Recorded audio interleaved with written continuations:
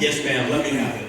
I was just wondering, since you've been on like movies and TV shows, which one do you like better? I like good. I really don't care about the medium, to be honest with you. I don't care if it's a rich guy that just made a killer film to project on his back fence for his wife for a birthday. I want to make good. I want to make things that you want to go to your friend and go, wow, check that out, man.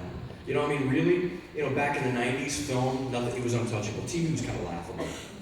It's just the opposite now. The best stuff in the world's on cable TV. The best writers in the world are on cable TV, man. It's kind of crazy that you can watch an entire series and they don't miss a step. I mean, you know, The Sopranos started it and Breaking Bad, but there's some amazing stuff on TV. I just want to do good, you know? I want to do things that I'm proud of, that you show up every day. You know, I did Dexter, and that was the first time I'd ever done a show that, you know, I've never done a TV show in my life. So that was the first time I was like, wow, people are actually going to see this. You know, you're going to the set and you're like, oh, shit, people are going to see this. It's crazy. So for me, I just want to do good stuff, you know? Things that I like, things that when you see stuff and you go, wow, I wish I could have been in that. That's the kind of stuff, you know? Rob? Ditto. Spartacus, the linguist over here, man. Squelch him occasionally, you know? Sometimes he goes off on a tangent. Yeah. Yes, ma'am.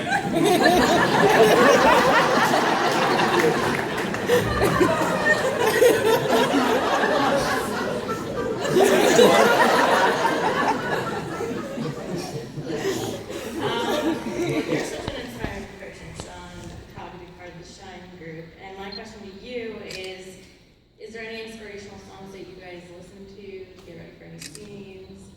Any inspirational what? Songs that you listen to, or any musicians who inspire you? You know, I mean, different people, you know, in the acting industry, they have this what's called process, which I just think sounds nonsensical. I mean, it's anybody's method for doing whatever job.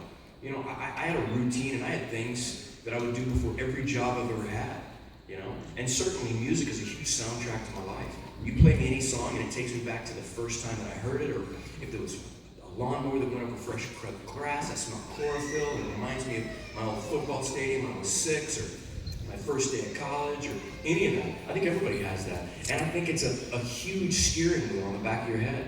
You know, if I'm feeling a certain way, I can play a different song and it can reroute my mental programming. It really can. So music is a huge part, but always there's some aspect of music in my life, not just for film, for anything, you know, for going into tournaments, jiu-jitsu tournaments or whatnot, you know, and I'm not sure I'm unique in that respect, you know. Rob? You know what's funny is like you listen to that speed metal and you listen to it for a little while and you want to like kill a small animal. It's fucking crazy.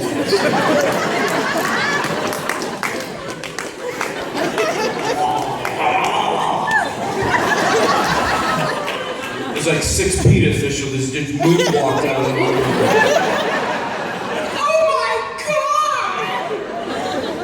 It's funny though how music can take you back.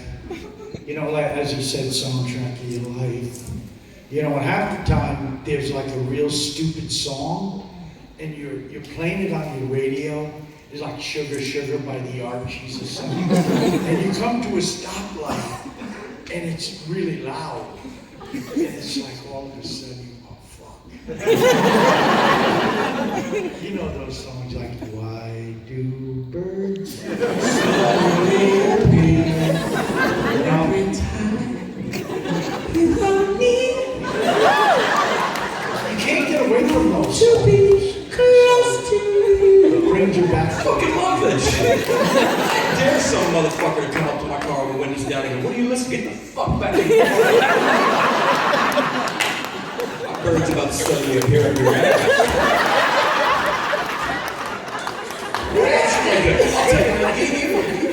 Some of the dumbest songs in nostalgia and hindsight, they just bring back so many memories, you know? Like things that you were insulted to listen to back in the day. Now you're like, just fucking like it, man. It just brings back memories, you know? You're like, you know, all those walls go down, like the whole, like, I gotta be cool. You're like, fuck that. It's just reminiscent of some different times and different things, you know?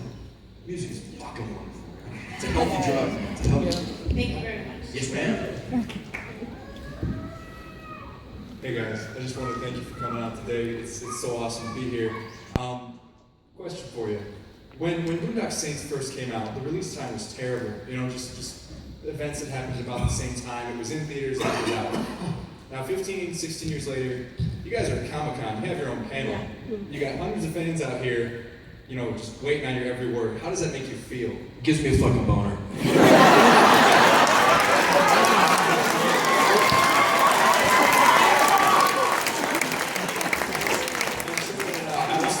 Some of the men in the crowd would be happy to help take care of that.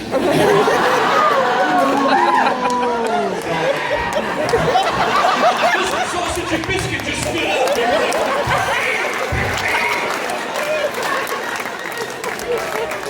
No, you can tell you know, a lot of people think the Columbine happened and this and that. The truth is the studios didn't want it. That's the truth. I mean, you can run around and say, well, Columbine and those that they just nobody would touch it because of political reasons. Bullshit. Nobody wanted it. They looked at it and they thought, no. It's not going to work. People aren't going to like it. That's the truth. And it's more than flattering when the public, you know, that's what a cult hit is. It's because it wasn't because of a marketing campaign. There wasn't billboards saying you're going to love this 5 explosions per 10 seconds, and this we shot 2 million rounds, and you're going to love it. This is why these actors and that actors. You guys plugged into it because somebody went, brother, watch this movie. And there's no more powerful marketing campaign in the fucking world than somebody you respect that says, you're gonna love this shit. And it happened organically. And I'll tell you another thing, talking back to music, it's the same way. You know, if the biggest band in the world comes out with a record, you'll listen to it, but you won't really feel like you own a chunk of it. But if you discovered a record that no one told you about, that no one marketed, that you found on a dusty shelf, you will own that fucking thing. And if it moves you in a certain way, if it takes you to a place that you've never been, then when the orange Corvette pulls up at you next to you at a stoplight, you hear that motherfucker playing the song, you're like, who the fuck turned him on to the song? I grabbed it in the dusty attic. You're almost insulted.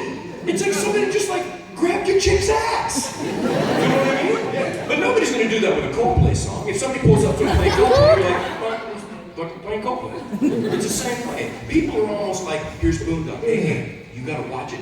Don't give it to those 3 people. You know what I mean? It's you wanna share it with the right people. And this room is fucking filled with right ones.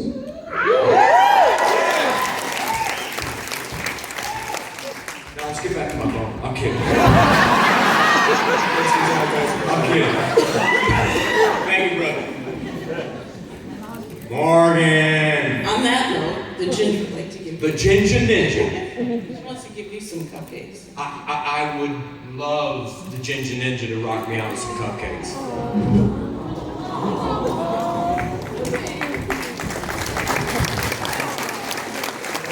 Advanced yellow belt right here, too, the Ginger Ninja.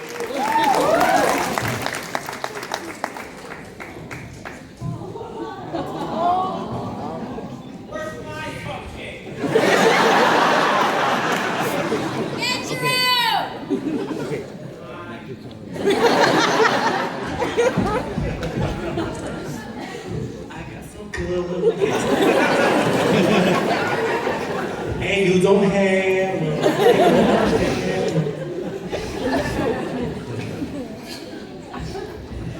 Go and parachute real quick. Hi. I was just wondering, because I noticed that necklace that you're wearing right now, you wear it a lot. I was wondering if it had any sentimental value. Say that again. What? It has incredible sentimental value. It's kind of Hollywood blasphemy to say the word God nowadays, but this is St. Christopher. I got my first one when I was 6 years old. If you look at pictures of me when I was that age on swim team and everything, it was around my neck, same thing. Big part of my life. So, very sentimental. I don't really wear anything that doesn't have sentiment, you know. It's things that mean something to me, you know, that have a little bit more than just decoration. There's always something that it's more than just the way something looks, you know. If somebody gave you something or somebody moved you, they gave you a gesture. For example, these 6 cupcakes taste extra delicious because the fucking Ginger Ninja gave it to me.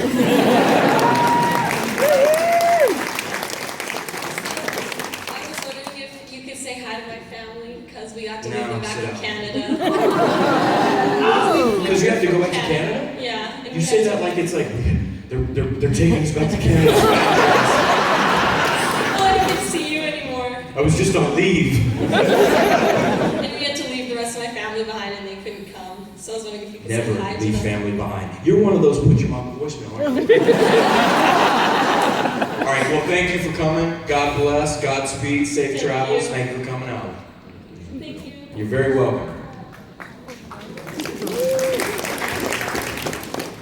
Hello. Thank How are you, for ma'am? making- I'm doing well, thank you. My question is, you and Norman had such great on-screen chemistry, and actually the whole cast, from line delivery to movement. Did you have to work at that? Did it come natural? How did that all come together and play out so well on screen? Well, to be honest, I mean, that's the magic of being a phenomenal actor, because I can't stand the fucking movie. I'm gonna tell him you said that. The truth is, he's one of my best friends. He's got his motorcycle in my garage. I talk to him all the time. I mean, he's one of my best friends. It's rare that you do these things, or you even do a film with somebody that's anything more than an acquaintance. I mean, my peer group. I'm a martial artist that spent most of my time operating my academies and whatnot. So my peer group is from a different arena. But Ritas has been a friend since before Boondock One.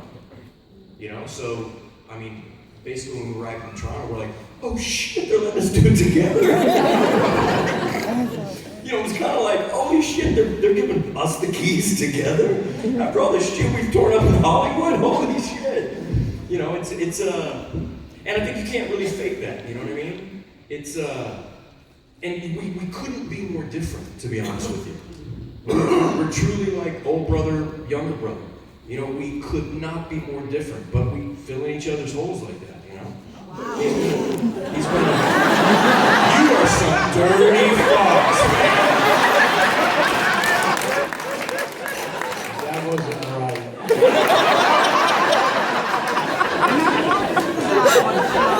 Just heard some chick go,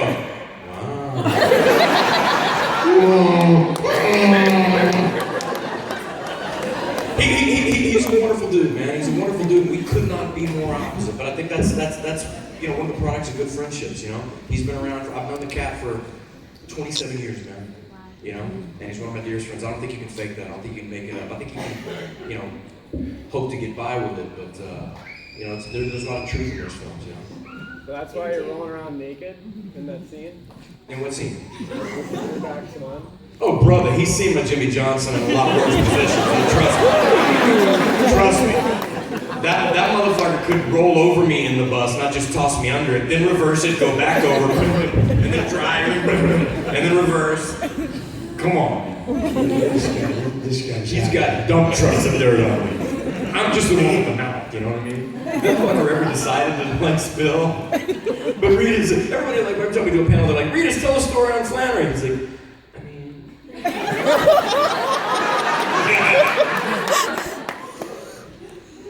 yeah, he's done some stuff.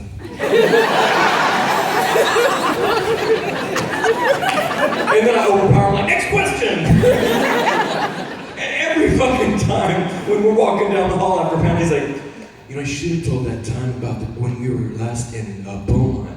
I'm like, no, you shouldn't have. Next question, sir.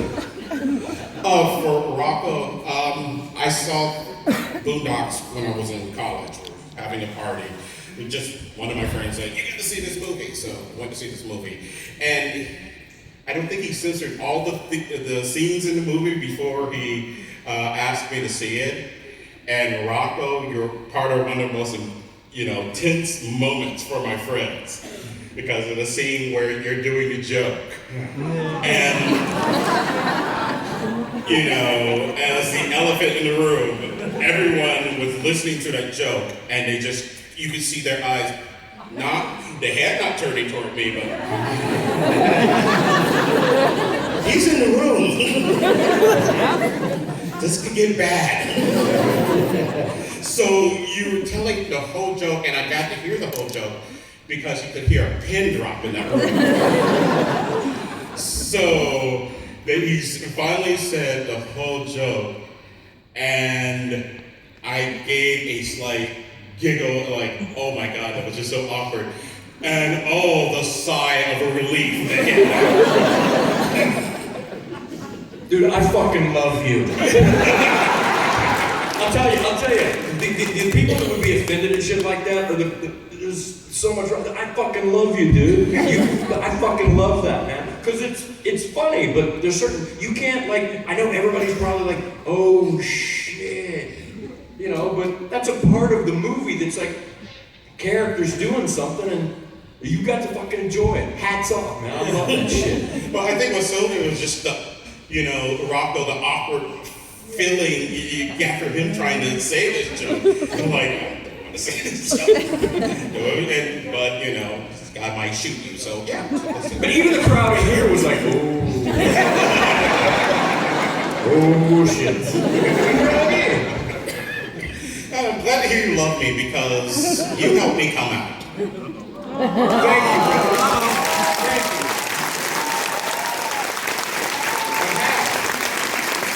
The other thing, that scene, the water dripping, I don't know, you guys are giving these eye contacts.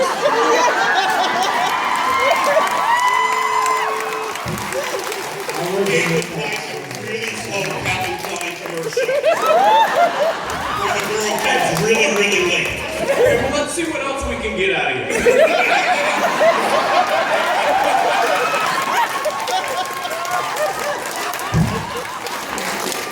And I accidentally came out at that party watching it. Yes, where I said, only if I can find a man who would look at me like that. The room got silent again. But the good news is kept inviting me to parties, so. I love that. So I just want to know, when you were doing that scene, were you guys playing it up? Were you trying to, make this scene? Like an orgasm. Because I was reading a complete subtext. in that. We definitely weren't, but I'll be honest with you. When Duffy gave us those directions, me and Rita were like, was this the one? We're going with this. I mean, no, it wasn't a sexual thing, but I totally get how it would be read. I rewrote the whole movie in my head. Apparently, me and Rita are the only ones that didn't get the fucking joke. But I'm glad. Thank you. Thank you for sharing that story. That's cool.